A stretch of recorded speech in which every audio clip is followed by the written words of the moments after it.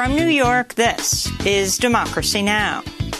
The humanitarian situation is dire, with reports of denial of humanitarian access in some localities and looting of aid supplies by soldiers. An estimated 350,000 people are threatened by famine. As Ethiopia faces the world's worst famine in a decade, the Ethiopian military bombs a marketplace in Tigray, killing at least 64 people. We'll speak to a leading Ethiopian journalist. Then Afghan President Ashraf Ghani is at the White House today as Taliban attacks surge ahead of the U.S. military pullout. Plus, we look at how a former president of the NRA was tricked into giving a graduation speech in front of over 3,000 empty white chairs, one chair for each high school student who could not graduate this year because they were killed by gun violence.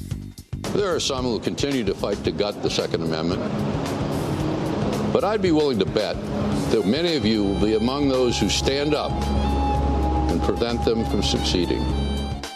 We'll go to Parkland, Florida, to speak with Manuel Oliver, co-founder of Change the Ref, about how he pulled off the stunt.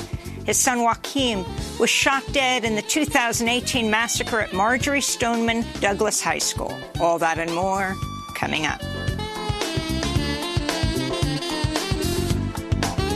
Welcome to Democracy Now!, democracynow.org, The War and Peace Report. I'm Amy Goodman. President Biden says he's reached a deal with senators on a bipartisan infrastructure spending bill that would significantly roll back the White House's original $2.2 trillion American Jobs Plan. Biden's announcement capped bipartisan talks led by Arizona Democratic Senator Kyrsten Sinema and Republican Rob Portman of Ohio. I clearly didn't get all I wanted. They gave more than I think maybe they were inclined to give in the first place.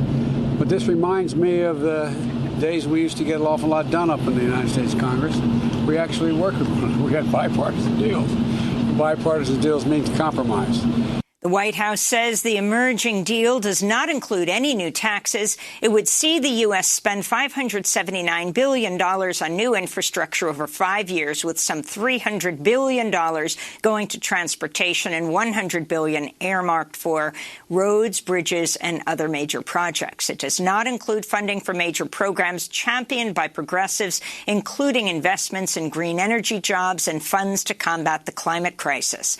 Top Democrats, including President Biden and House Speaker Nancy Pelosi, say they will not support a compromise infrastructure bill unless senators first pass a reconciliation bill containing Democratic priorities.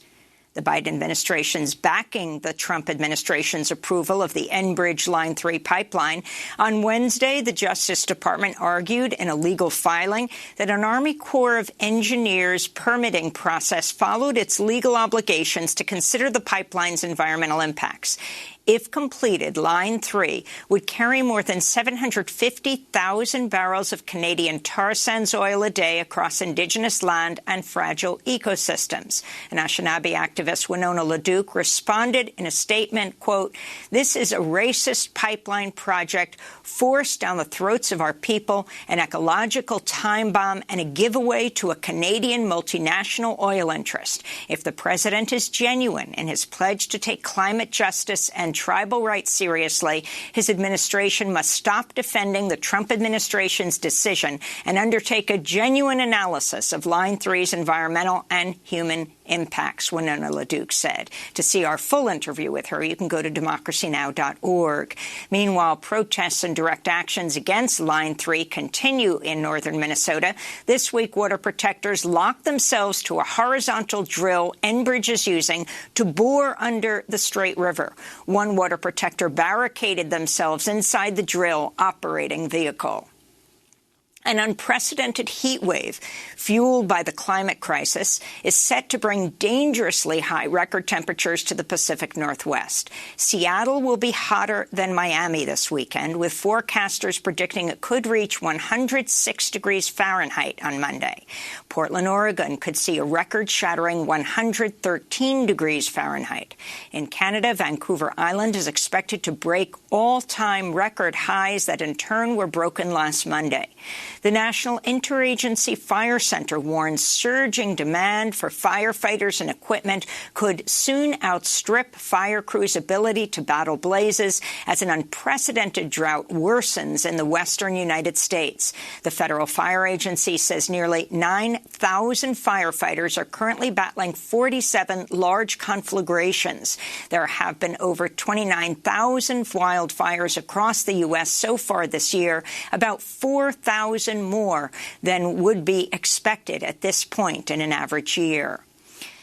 The European Parliament has voted in favor of a landmark climate law that commits the European Union to reaching climate neutrality by 2050 and reducing net greenhouse gas emissions by at least 55% by 2030 compared to 1990 levels. This is Swedish lawmaker Jutta Guteland. Today is a historic day. Today we will enshrine into law that EU, which started as a coal and steel union more than 70 years ago, will become the first carbon-neutral continent by 2050 at the latest. But climate activists say the law does not go nearly far enough. A statement from a bloc of Green Party lawmakers said, quote, "It's simply not enough to limit global temperature rise to 2 degrees Celsius, let alone the 1.5 degrees Celsius that climate scientists say we need to achieve. What's on the table now are half measures and broken promises," they said. In Madagascar, the UN's World Food Programme warns the climate crisis has pushed over 1 million people to the very edge of starvation, as Madagascar has seen a series of severe droughts. Head of the World Food Programme, David Beasley, noted Madagascar has not contributed to the global climate disaster, yet is suffering some of its most devastating effects. This is Tamaria describing her family has been surviving, how they've been surviving the drought. In the morning, I prepare this plate of insects. I clean them up as best as I can, given the near total absence of water. It's been 8 months that my children and I have been eating this plant every day, and exclusively because we have nothing else to eat and no rain to allow us to harvest what we have sown. In Canada, at least 751 unmarked graves have been found at a former boarding school for First Nation children in Saskatchewan. The graves were found near the site of the now-demolished Marieville Indian Residential School. This is Cowessess First Nation Chief Cadmus Delam speaking at a news conference Thursday. We all must put down our ignorance and accidental racism of not addressing the truth that this country has with Indigenous people. We are not asking for pity, but we are asking for understanding. We didn't remove these headstones. Removing headstones is a crime in this country, and we are treating this like a crime scene at the moment. The graves were found just weeks after the bodies of 215 Indigenous children on the grounds of the Kamloops Residential School in British Columbia were discovered. Some 150,000 Indigenous children attended Canadian government-funded boarding schools, which were established in the 19th century and run by the Catholic Church. Many children were ripped from their families and sent to the schools, which were found to be rife with abuse and neglect. Canada's 2015 Truth and Reconciliation Commission said the schools were committing cultural genocide. Public pressure is now mounting to hold the Catholic Church accountable for its atrocities and to remove monuments to Canadian leaders involved in the genocide of First Nations people. The U.S. is banning the import of solar panel materials that are manufactured in Xinjiang, China, which the U.S. says is made by forced labor of the Muslim Uyghur minority. The U.S. added 5 companies to its import and export blacklist over the human rights concerns. China is the largest global provider of parts for solar power. Cotton and tomato products from Xinjiang are also prohibited following bans issued during the Trump administration. In Florida, at least 4 people are dead and 99 others remain unaccounted for after a 12-story condominium near Miami Beach suddenly collapsed early Thursday morning. Rescue crews used dogs and earth-moving equipment to sift through the building's wreckage, freeing dozens of survivors trapped beneath a massive pile of rubble. The high-rise apartment in the town of Surfside was built in 1981 and was undergoing a required 40-year recertification process. It was due to undergo repairs for rusted steel and damaged concrete. It's not known if saltwater corrosion or neglect played a role in its sudden collapse just after 1 a.m. Thursday. House Speaker Nancy Pelosi will create a select committee to investigate the January 6th assault on the U.S. Capitol by a pro-Trump mob of thousands incited by the former president and his allies. Pelosi moved to create the panel 4 weeks after Senate Republicans, led by Minority Leader Mitch McConnell, blocked a bill to create an independent bipartisan commission on the Capitol insurrection.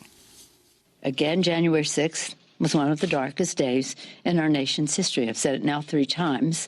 It is imperative that we establish the truth of that day and ensure that an attack of that kind cannot happen and that we root out the causes of it all. In Michigan, a Republican-led state Senate committee has published a report systematically debunking claims of voter fraud made by former President Trump and his allies in the Republican Party.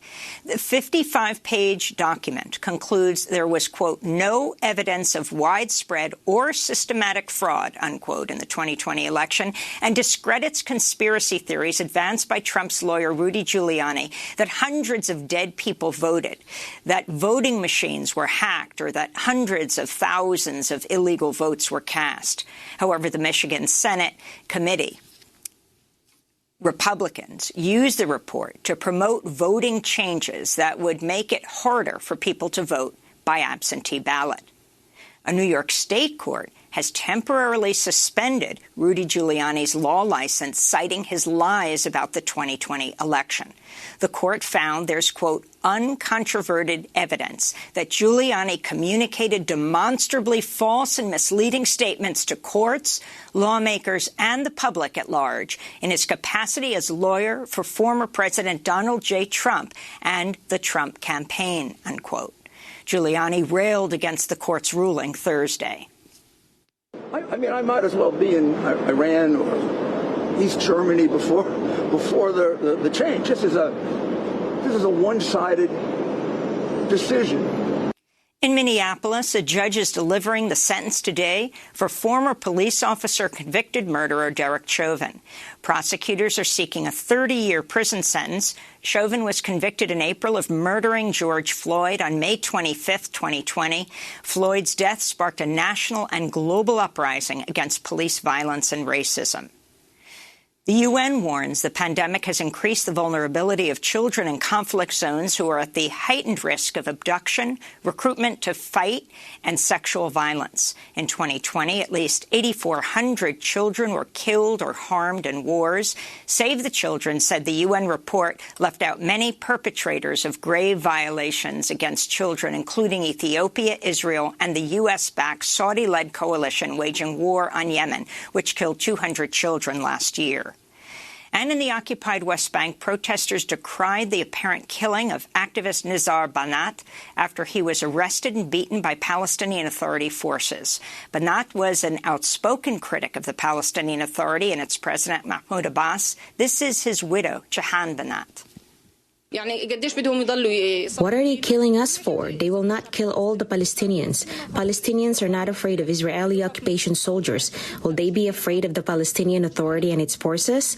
They will not be afraid. I call on all Palestinians to be like Nizar Banat. And those are some of the headlines. This is Democracy Now!, democracynow.org, The War and Peace Report. I'm Amy Goodman. We begin today's show in Ethiopia, a country being torn apart by war and famine. On Tuesday, the Ethiopian military bombed a marketplace in the Tigray region, killing at least 64 people in one of the deadliest attacks since government forces invaded the region last November. The Ethiopian military has claimed all the victims were combatants, a claim disputed by witnesses on the ground. The bombing came just a day after Ethiopians voted in national and regional elections, but polls could not open in some regions due to ongoing fighting. The country is still waiting for results which will determine if the ruling coalition, led by the Ethiopian Prime Minister Abiy Ahmed, stays in power. The conflict in Tigray has killed thousands of civilians, displaced more than 2 million people, and led to massive food shortages, with aid groups warning 350,000 people are on the brink of starvation. The United Nations is urging the Ethiopian government to allow more humanitarian aid into Tigray. We're joined right now by the Ethiopian journalist Tsedala Lema. She is the founder of the Addis Standard, an English-language monthly magazine based in Ethiopia. She has a new opinion piece in the New York Times headlined, "He Promised Peace, Then He Tore His Country Apart." It's about the Ethiopian Prime Minister Abiy Ahmed, who won the 2019 Nobel Peace Prize. So the latest news out of Tigray, Tsedala, is two issues, is the famine it faces and this latest Ethiopian bombing of a marketplace that killed over 60 people. Can you talk about what you understand happened? Both the famine, good morning, Amy, and thanks for having me. Both the famine and the bombing are not separate things from what has been happening in Tigray for the last 8 months.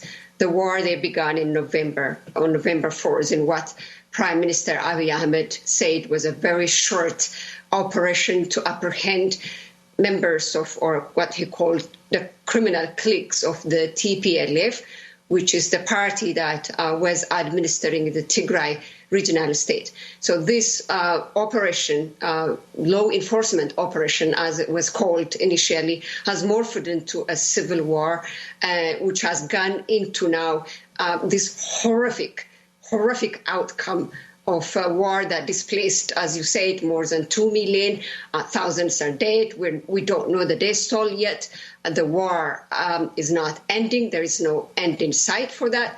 And 350,000, more than 350,000 civilians in famine zone, according to the UN. So the bombing came on top of that, which is on Tuesday.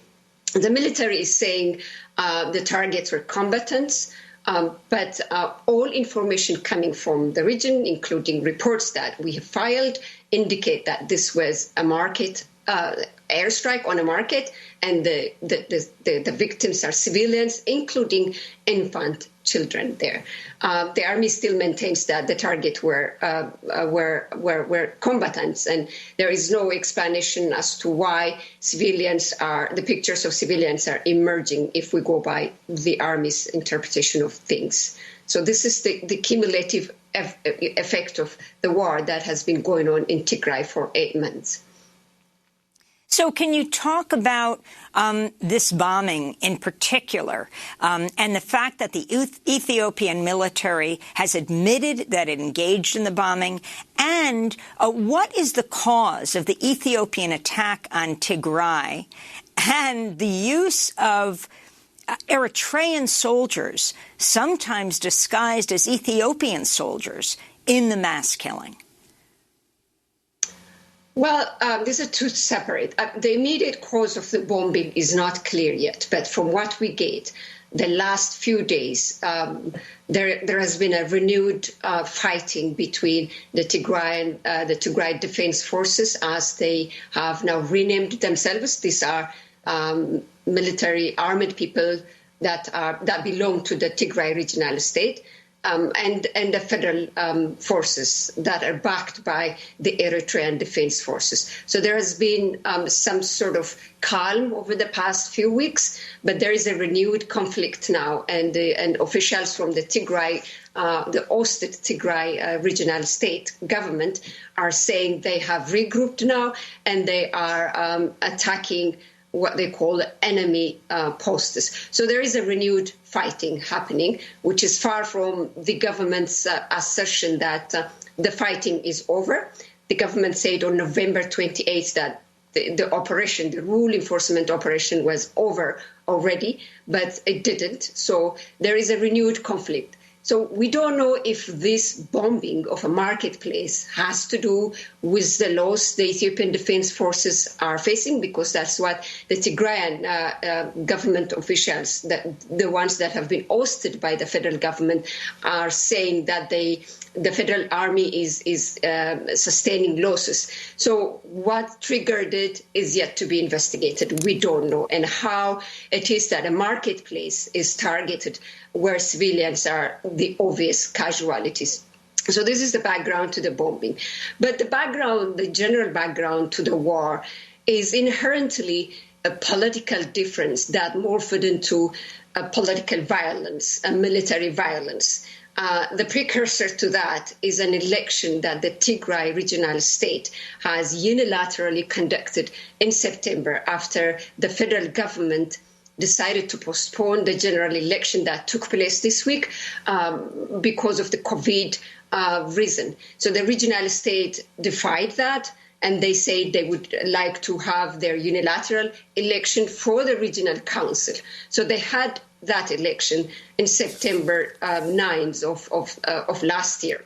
So relations between the two, between the federal government and the regional state in Tigray, deteriorated badly after that election took place. And in October, the Ethiopian House of Federation, the Speaker of the Ethiopian Upper Parliament, has came up with an idea that he said there is a constitutional means that we are exploring to oust the regional government that is elected by the Tigrayan people in September, and have a military intervention, a police intervention in the region. So relations after that was war between the two was a matter of when, it was not a matter of if. So preparations were intensified after that, and that culminated into the war that began on the 4th of November. The federal government said it was taken by surprise. It was responding to an attack on the Northern Command Force, which is the military's command force that was in Tigray regional state. So federal government says that was attacked, and its military response to the regional state there was in response to the attack against the command post that was located in the capital of the Tigray regional state. But all evidence indicates that the preparation for this war was already underway, including the involvement of the Eritrean government. Because on the 1st of November, the Eritrean president has already declared, released a statement, what looked like a declaration of war against the Tigrayan regional state. Now, Tigray regional state happens to be now the common enemy between the federal government led by Abiy Ahmed and the Eritrean dictator Isaias Afwerki. So here is where we are 8 months down the line. Tigray destroyed, women gang raped.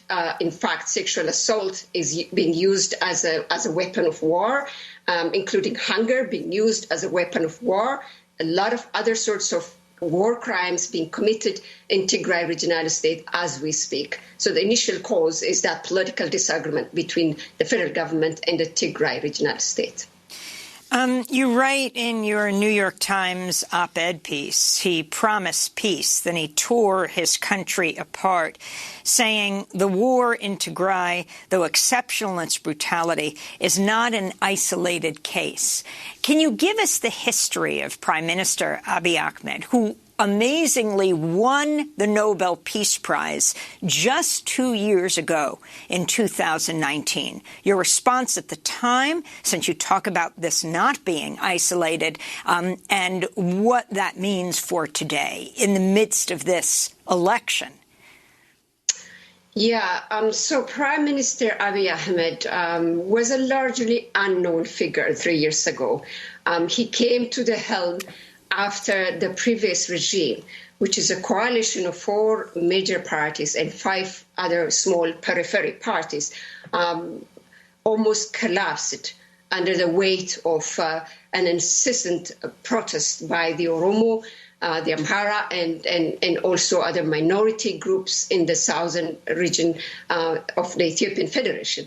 So after 4.5 years of incessant protest against the previous regime, what we call the EPRDF regime, EPRDF decided that it was about time it changes leadership, It was about time it reforms itself and saves itself from the tide of the public protest. So Prime Minister Abiy Ahmed came on the back of that protest, particularly in Oromia Regional State, where the protest had first started in April of 2014.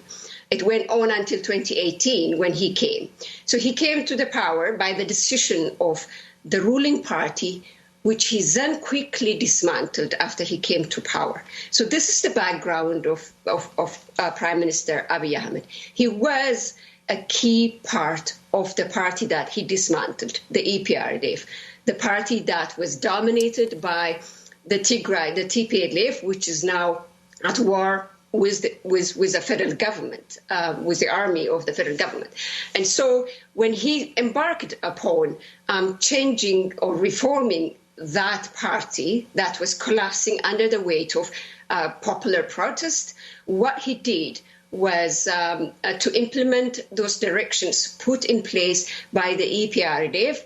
One of those directions were creating or normalizing relations with Eritrea, the neighboring state, with which Ethiopia did not have peace or war for 20 years prior to that. So they wanted to normalize the relationship, and he got embarked on that. But instead, what he did was normalize relations between himself and the Eritrean dictator Isaias Afwerki. The relationship between Ethiopia and Eritrea did not take any form, any institutionalized form for that matter. In fact, the Ethiopian parliament did not even approve what kind of peace pact that the prime minister has signed with dictator Isaias Afwerki in Saudi Arabia. So we don't know what's included in this peace pact. So 2 years down the line, Eritrea finds itself deeply involved in the war against the Tigrayan government in the north. So the Nobel Peace Prize was given to Prime Minister Abiy Ahmed barely a year after he initiated this normalization of relationship about which we don't know nothing. And the rest of the world also don't know anything about it. But there was a lot of photobombing. There was a lot of ecstatic moments in this normalization of relations. But deep inside, it is now looking like it was a pact against the Tigrayan government in Tigray, which is neighboring the Eritrea. Eritrea has a long-standing grievances against the TPLF, because TPLF was at the helm of the regime that Prime Minister Abiy Ahmed dismantled. And during that time, Ethiopia had this 2-year war, 1998-2000, in which Eritrea was defeated, and a peace agreement did not hold because Eritrea didn't get the land, the disputed land. It was decided to Eritrea by an international arbiters. Eritrea did not get that. So there's a bitter relationship between the TPLF and the Eritrean regime in Asmara. So it was a payback time for Isaias Afwerki to go and get the TPLF leadership, who have humiliated his forces in the war in 1998-2000. So this is a pact between the two, targeting a common enemy. That's the background of the coming into power of Abiy Ahmed, which has now morphed into him being a Nobel Peace Prize winner, presiding over one of the most devastating civil wars in Ethiopia. On Monday, UN Human Rights Chief Michelle Bachelet said she was deeply disturbed by continued reports of human rights violations in Tigray. The humanitarian situation is dire, with reports of denial of humanitarian access in some localities and looting of aid supplies by soldiers. An estimated 350,000 people are threatened by famine. Speaking to the BBC, Ethiopia's Prime Minister Abiy Ahmed denied that there's famine in Tigray. There is no hunger in Tigray. There is a problem in Tigray, and the government is capable of fixing that. There's no hunger in Tigray. Let's talk about that situation and the accusation by so many that aid is being blocked from getting to those in need, and the extent of the famine. Well, you know, multiple reports from the ground, reports from humanitarian agencies, largely under the United Nations, attest to the devastating situation of the humanitarian crisis there. And the number, there are people dying as we speak of hunger. In fact, the first report of people dying of lack of food came out in January, as far back as January, by a local authority which was instituted by the federal government. There is an interim government now that's trying to govern Tigray Regional State. So an official of this interim government has already said 13 people have died of lack of food. That is in January. So things have only deteriorated since January. Nothing has improved. So the UN estimates this much number are now in famine zone. And the Prime Minister clearly says there is no hunger in Tigray. And that's the crux of it, the denial. The denial and the lack of humility in recognizing that people are dying as we speak because they cannot eat. And this lack of admitting to the role of the Eritrean forces there, who the UN clearly identified as culprits of forces that are deliberately denying people access to food. They are also denying farmers from plowing because Tigray is home to the peasants. It's a peasantry zone, and it's a farming season now. And if they do not farm their lands now, there will be an extended famine in the region. In these last 30 seconds, what can be done, Sadala? Well, Tigray is not the only problem Ethiopia is facing today. The Prime Minister has massively mismanaged this transition, a once-in-a-lifetime opportunity. Oromia is also another region now which is experiencing a rebels movement, Benishangul regional state, Amhara regional state. They're all under some form of government crackdown, and they all trace back their differences to a political difference. So what we need now is to try to look into this politically and try to find political way out of it.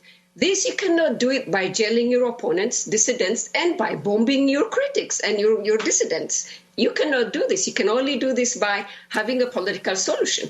The Prime Minister thinks now he may have a mandate as an elected Prime Minister, but what he's going to do after that is going to define his term in the office, whether he will return back to the reform and have a democratic process in motion, or whether he wants to continue jailing his critics, killing and bombing is, the region that refused to submit to his rule. So the only way out of this is a political solution. Sadala Lema, I want to thank you so much for being with us from outside Frankfurt, Germany, journalist and the founder of the Addis Standard, an English-language monthly magazine based in Ethiopia. We'll link to her piece in the New York Times about the Ethiopian Prime Minister, headlined, "He Promised Peace, Then He Tore His Country Apart." Coming up, the Afghan president is visiting the White House today as Taliban attacks surge during the U.S. military pullout. Stay with us.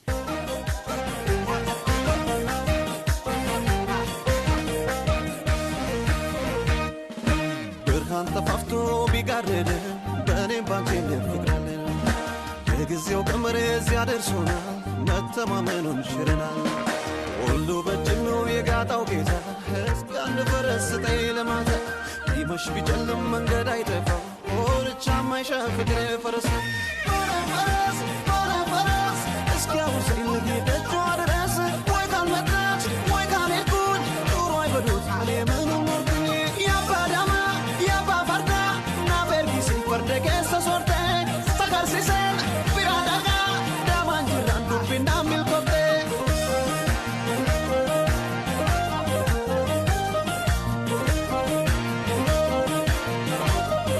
Abadama by Wendy Mack. This is Democracy Now! I'm Amy Goodman. President Biden's meeting with Afghan President Ashraf Ghani at the White House today as the Taliban seizes more districts in Afghanistan in the midst of the U.S. military pullout set to end on September 11th. Biden's pledge to withdraw those troops then, just under 20 years after the U.S. invaded Afghanistan. The Taliban reportedly now holds twice as much of Afghanistan as it did 2 months ago. On Tuesday, the Taliban captured Afghanistan's main southern border crossing with Tajikistan. The Wall Street Journal is reporting the U.S. intelligence community has concluded the government of Afghanistan could collapse within 6 months of the U.S. withdrawal. The Associated Press is reporting the U.S. is planning to keep 650 troops in Afghanistan after the September 11th deadline to provide diplomatic security and to assist Turkish troops to protect the Kabul airport. The U.S. is also looking for nearby military bases which could be used to carry out future aerial bombings and other operations. Meanwhile, Thursday, the White House confirmed it plans to evacuate 18,000 Afghan translators and others who worked for U.S. forces. To talk more about the crisis in Afghanistan, we're joined by Afghan-American professor Zahar Wahab. He was born in Afghanistan, recently taught at American University of Afghanistan in Kabul. He's joining us from Portland, Oregon. Professor, thanks so much for being with us. Can you talk about the meeting today, what you expect Ashraf Ghani wants from this meeting, the president of Afghanistan, and this news report that his government will collapse within 6 months of the U.S. withdrawal? Yes. Good morning, Amy, and thank you for having me.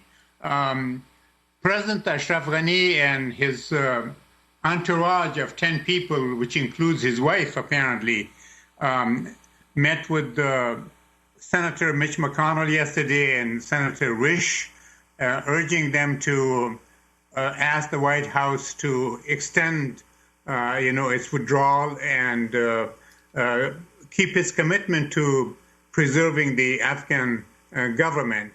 From what I understand, President Ashraf Ghani is behaving more and more like a king and assuming more and more power, and therefore it seems like he is terribly isolated, out of touch, and without much support.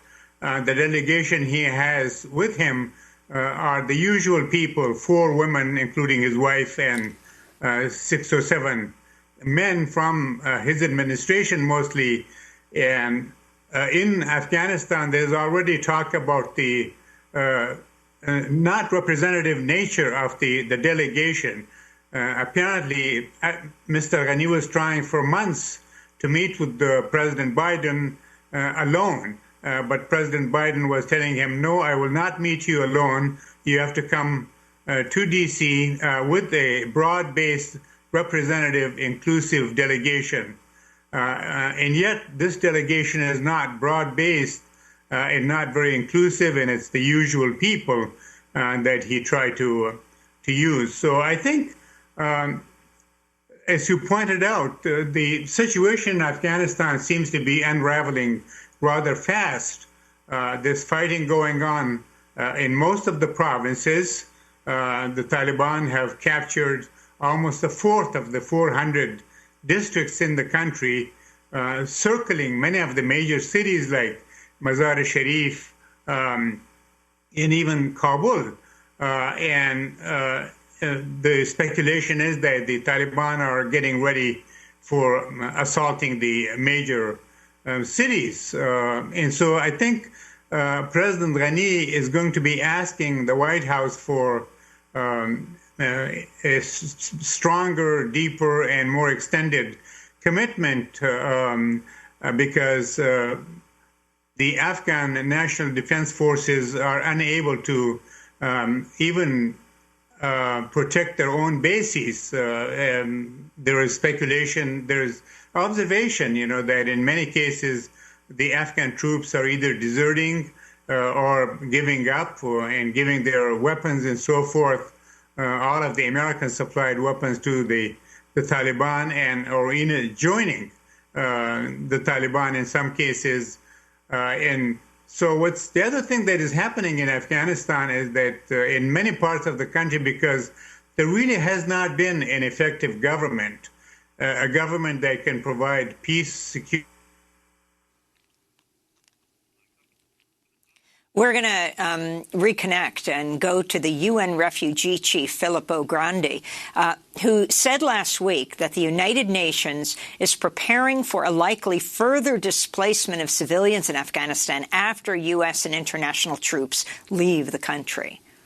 With the withdrawal of the international troops, this is possibly or likely going to become worse, and therefore we are doing contingency planning inside the country for further displacement and in neighboring countries in case people might cross borders.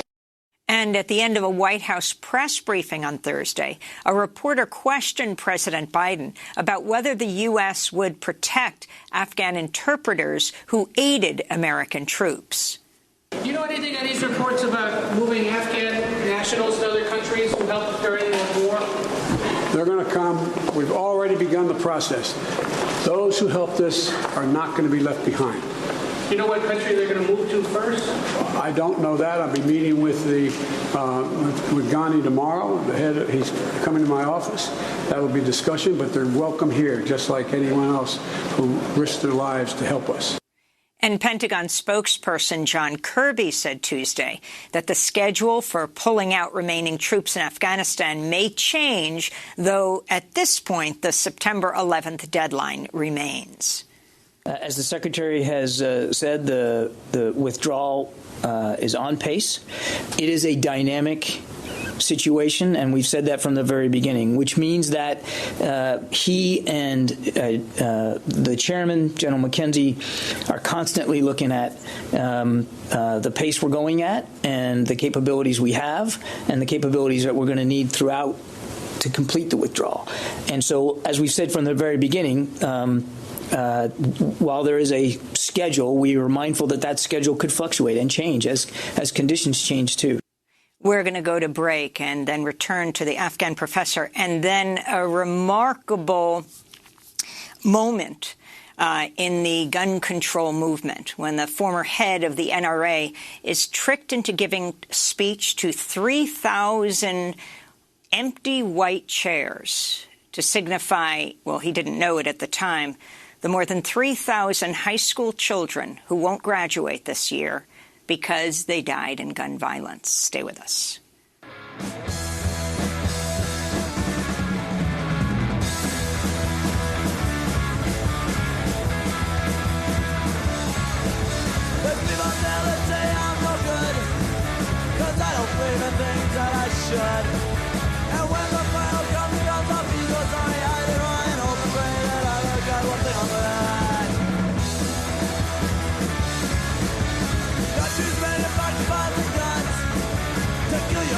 Something that he hasn't even done. Smart is ruining my life, and I'm sorry they come on the high behind the light bulb and everyone. In the end, good, we ought to have it up above. The bad shall perish in the depths of hell. How's it hell? Did what? God love, something good. Armageddon is as hell. Armageddon is as hell. Armageddon is hell. Bad religion here on Democracy Now! I'm Amy Goodman as we return for the last minute to Zahar Wahab, the Afghan-American professor, who is speaking to us from Portland, Oregon, as Ashraf Ghani is preparing to meet with President Biden at the White House. Finally, on this issue that you were talking about of the Afghan government possibly collapsing in 6 months, there's a large coalition in the United States from Republican to Democrat to the Pentagon that didn't want the U.S. to pull out. And it's hard to separate propaganda put out by them that the country, Afghanistan, will collapse if the U.S. pulls out from the actual fact of the matter. Your response to this as an Afghan living in the United States, Professor Wahab? Well, I think it's not just the intelligence community here in the U.S. giving the Afghan government just between 6 and 12 months, but if you talk to the Afghans on the ground, there in fact has not been a real government, an effective government in Afghanistan for some time now. If you talk about, peace, safety, security, food, electricity, drinking water, schools, law and order, etc., none of these really exist. And the Afghans have been desperately crying for peace and stability and normalcy. And yet, with the American forces and the Afghan government forces, there has been no peace and stability and security. So And now there's talk about perhaps leaving 650 troops behind to protect the Kabul airport, but also flying these 15,000 plus Afghans who work with the Americans to Guam and then process their visas. Just think about what this indicates. What it indicates is that both Washington and the Afghan government have realized that things are at a critical point. I mean, Afghanistan is really on the brink. It could fall apart. And the hope is, the idea is that these few troops and maybe the Turks will save the day. At the same time, we know that the so-called Doha peace talks have collapsed, and there's not even a mention of the conference that was supposed to take place between the different factions parts in Istanbul. So I think Afghanistan is really on the brink, and I would say that we very quickly install a UN peacekeeping force and then worry about these other things. Right now, 600 troops, more troops, or 6,000, they're not going to save the country. Afghan-American Professor Zahir Wahab speaking to us from Portland, Oregon. We'll see what happens at this meeting between President Ghani of Afghanistan and President Biden, and we'll report on it next week. Professor Wahab recently taught at the University of Afghanistan in Kabul, joining us from Portland, Oregon. This is Democracy Now!, democracynow.org. I'm Amy Goodman. As we end today's show looking at how the parents of a student killed in the 2018 massacre at Marjory Stoneman Douglas High School in Florida tricked a former president of the National Rifle Association into giving a high school graduation speech defending gun rights in front of 3,044 empty white chairs, one chair for each student who could not graduate this year because they were killed by gun violence.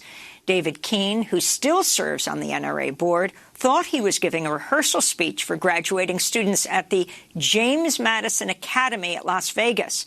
But no such school exists. The stunt was organized by the group Change the Ref, which was founded by Manuel and Patricia Oliver, whose son Joaquim, or Guac, was shot dead in the Parkland, Florida massacre in 2018 in his high school. This week, the group released this video of David Keene's remarks in front of thousands of empty chairs in Las Vegas, a warning to our audience. His words are interspersed with the sounds of 911 calls of students trapped at schools with active shooters.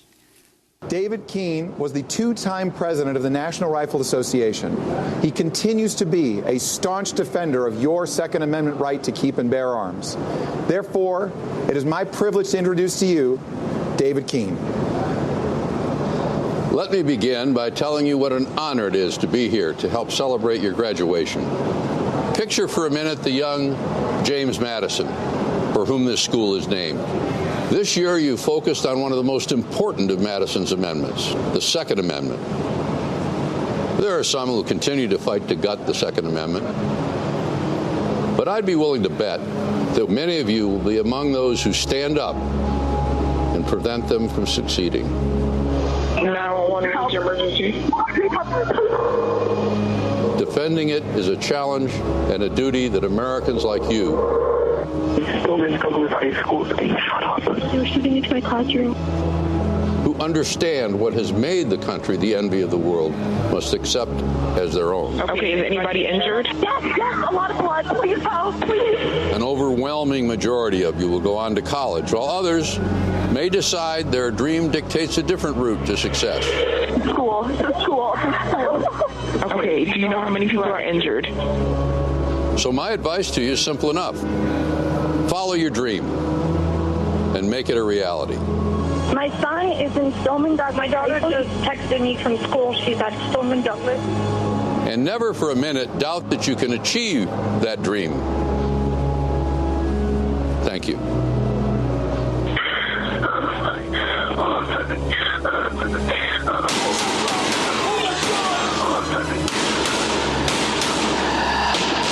Video produced by the gun reform group Change the Ref, which tricked the former president of the NRA into giving this graduation speech in front of 3,044 empty white chairs, 1 chair for each student who would have been a high school senior this year, who will not graduate because they were killed by gun violence. The group also tricked John Lott Jr., the author of More Guns, Less Crime, to give a similar speech. We're joined now by Manuel Oliver, co-founder of Change the Ref. His son, Joaquin, was one of 17 people killed in their own high school in 2018 at the mass shooting there at Marjory Stoneman Douglas High School in Parkland, Florida.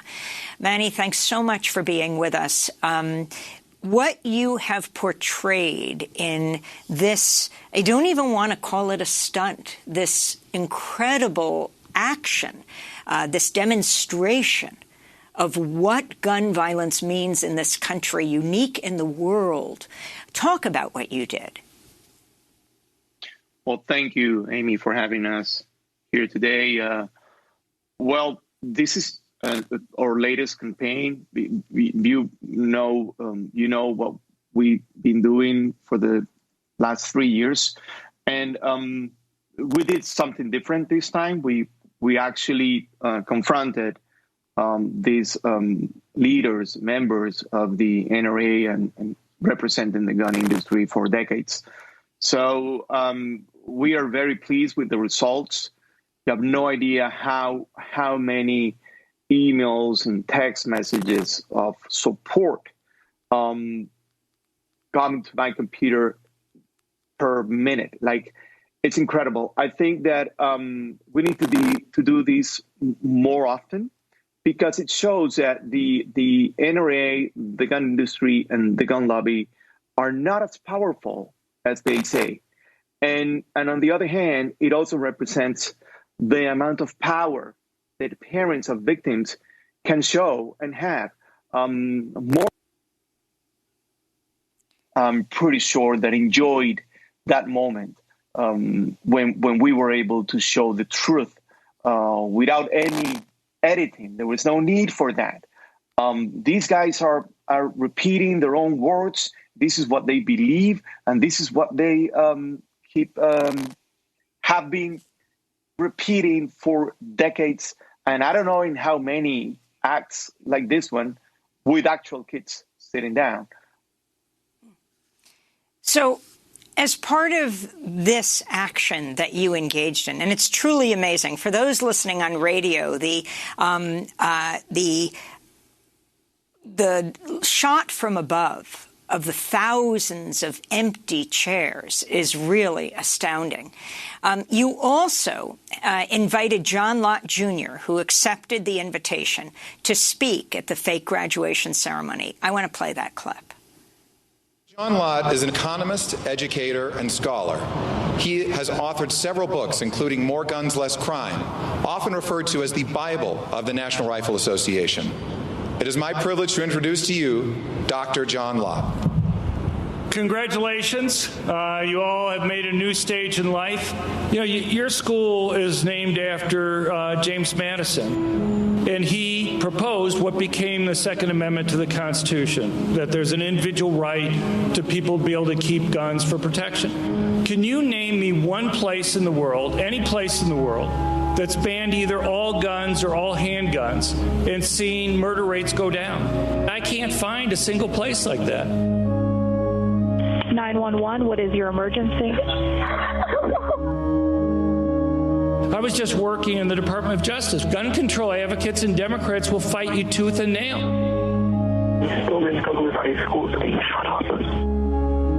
They want to go and say we've stopped 3.5 million dangerous people. Okay, is anybody injured? Yes, a lot of blood. Please help, please. I look at it as we've stopped 3.5 million law-abiding citizens who wanted to get a gun. Are you in the school? Where are you in the school? Well, on the first floor. They were shooting into my classroom. Anyway, congratulations on an amazing accomplishment.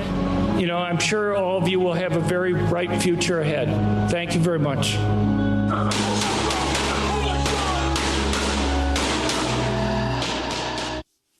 That was John Lott Jr., who was considered the Bible of the gun rights movement, speaking at the fake graduation ceremony in Las Vegas, of course, where there was another massacre that took place a few years ago that killed scores of people. And by the way, BuzzFeed contacted Mr. Lott. He said, "You're telling me the whole thing was a setup?" He said, "No, I didn't know that." So, Manuel, where were you and Patricia, your wife, Joaquin's parents, when all this was happening?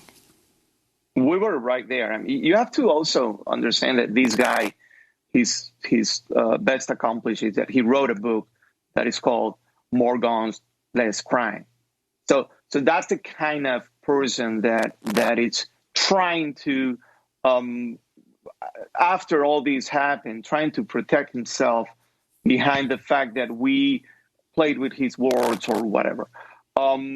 We were right there. We were not allowed to be seen because probably someone could recognize our faces. So we were inside a trailer home next to the stage, watching everything and making sure that everything was with a huge team that helped us here, making sure that every single detail was coming out the way that we planned it.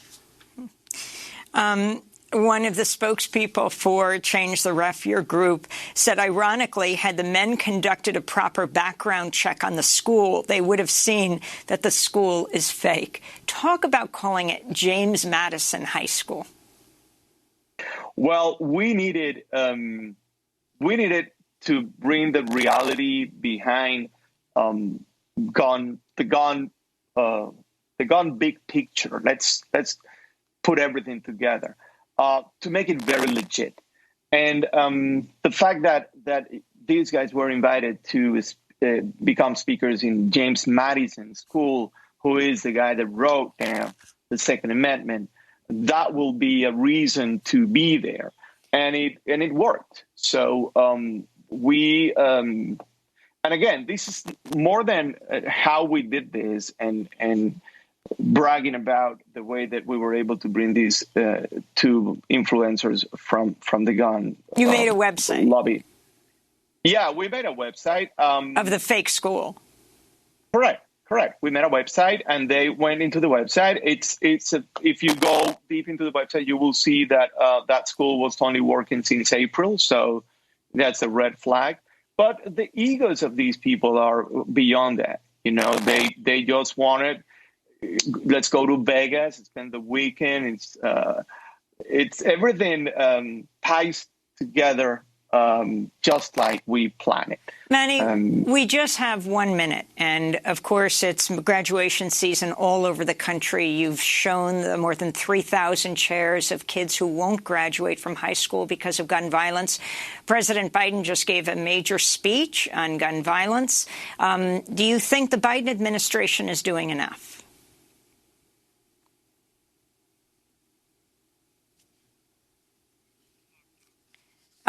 We're having a little trouble hearing you. Your sound is dropping out. We're talking to Manuel Oliver, who is co-founder of the gun reform group Change the Ref. His son, Joaquin, was one of 17 people killed in the 2018 mass shooting at Marjory Stoneman Douglas High School in Parkland, Florida. If you want to see the full images of this event that he organized in Las Vegas to demonstrate the loss, the pain, the horror of gun violence, you can go to democracynow.org. Manny, we have 15 seconds for your final comment on is enough being done. We need to, it's the addition of different things.